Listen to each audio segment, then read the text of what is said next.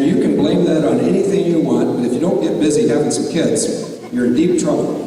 Back to the Malcolm Virgo exercise, I should never have seen that, and I'm really ashamed to tell you, one of my college classmates is the Navy Admiral who signed off on this, and he signed off on it on the 1st of June of 2001. There's significance to what I just told you.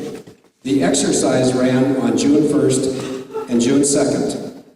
They being the United States Air Force and the military, the broader military, including all the branches, they completely changed the air intercept rules of engagement the first day of an exercise, and it's sort of like this. If tomorrow morning every British driver that has a 5-speed transmission was ordered by the Nazis to wear a blindfold while you drive, there'd be a lot of trouble tomorrow before noon. And that's what happened to America on 9/11. Had the Americans been willing, had they been capable of responding to the incoming threats, they would have stopped them. And let me just stop and identify my background. I spent 16 years flying Phantom and F-16 interceptors, and intercepting an unmanned vehicle, unmanned flying vehicle, or an airliner, whether it's flown by young Muslims, old white guys, old black guys, old green guys, old red guys. But the point is, the Muslim thing was harped on. It really, that never could have been a problem. But the fact that these supposed, well, they were patsies. They were patsies, and they were young people. They could not have had enough experience to perform the flying maneuvers that were performed. And I know of what I speak because I was tasked by intercepting things for 16 years. And it's as easy as pie.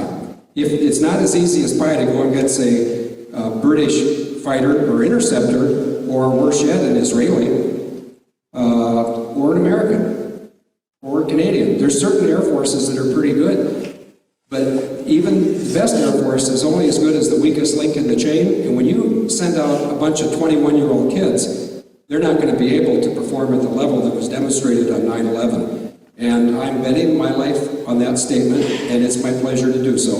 And if you're Cameron or Shorty, or whoever he is, if any of these supposed leaders, I never finished Edmonton's grilling. I told you about Rick Finley, who was number 2 in Colorado, Maurice Burrill, who was number 1 in Colorado.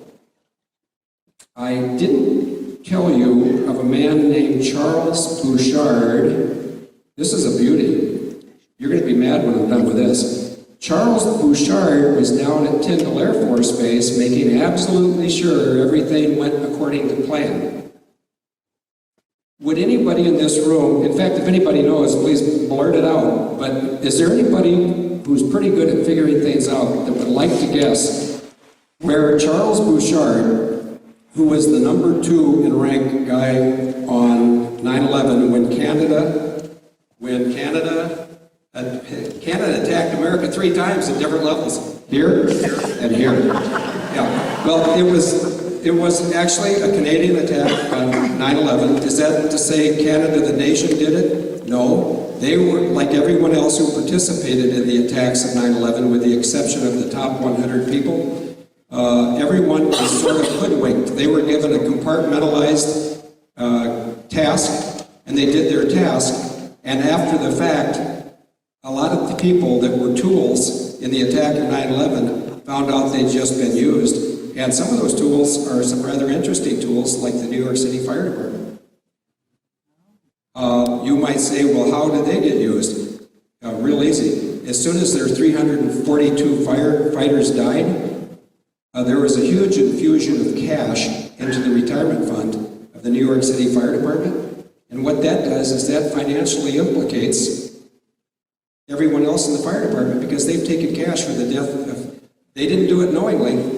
And I hope they get the sound of my voice on this, because the firefighters and the police in New York already know firmly that they've been lied to.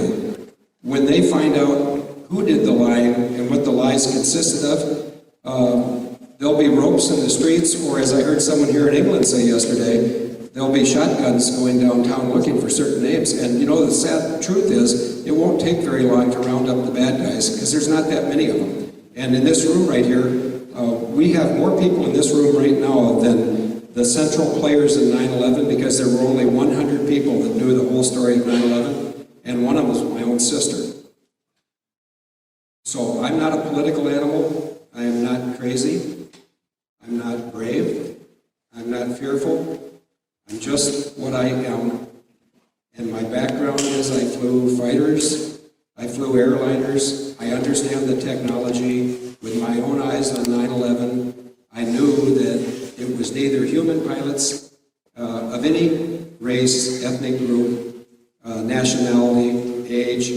No human pilots could perform the sophisticated maneuvers that were demonstrated right in front of our eyes on 9/11. And I don't want to waste much time on this, but the way I knew that immediately on 9/11 is United 175, which was really a drone. As it made its final approach to the second tower to be hit, it was in a constant angle of bank turn, and it was going the maximum airspeed.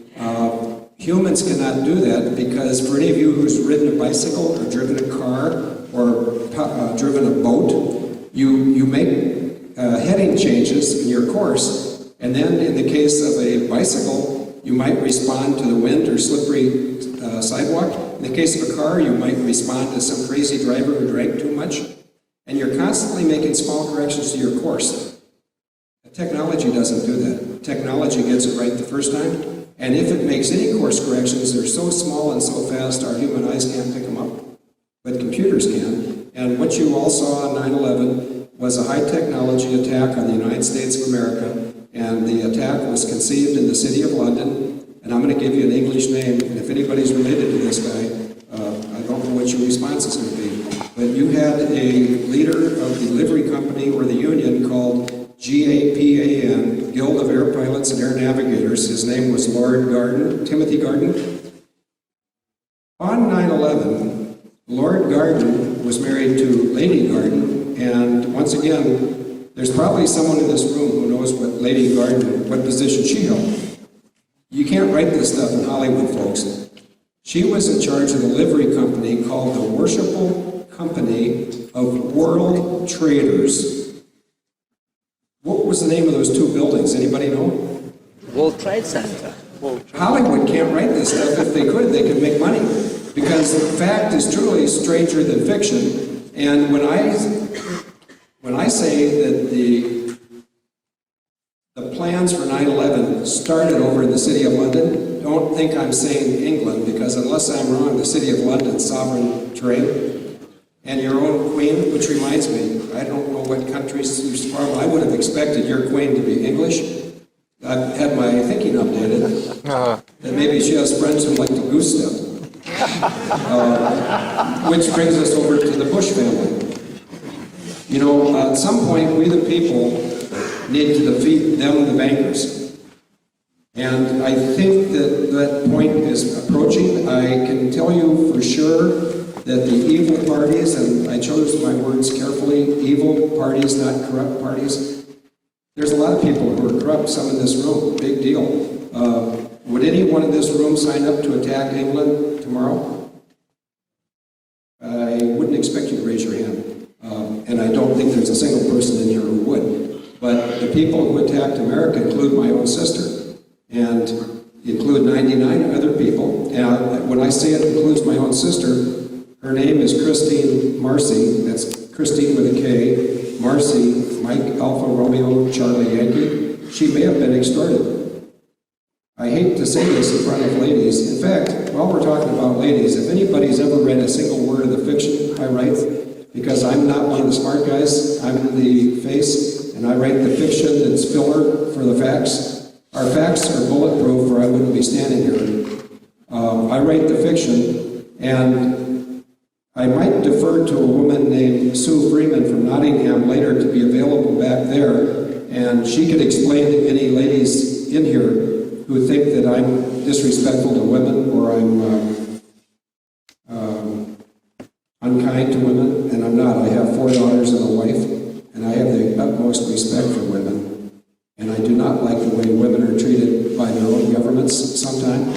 I do not like the way my sister was either extorted, and here's the part you have to apologize for, I have to apologize for. You may not have heard this term, sex extorted. A lot of the people on both sides of the Atlantic have been coerced into doing evil things because they've been videotaped doing things they wouldn't want their little brother like me to see. And there's not a man in this room that would like to see what may have been done to my sister to make sure she would work for the other team. And there's a lot of fathers in this room, and I'm one, I have 5 kids. And I don't have to be Holly Gregg's father to get agitated and energized. And I promise Holly and her mother Ann that I am not done with Scotland yet. I'm right, and I want to apologize to all the ladies. It looks like I'm a skirt chaser. My character, not me. But you can ask Sue Freeman during the end of the questions. She's one of the characters in my book. And the only reason I write with overusing 2 metaphors, one metaphor being sex and the other metaphor being alcohol, is because I mock my own government. And I'm mocking your government.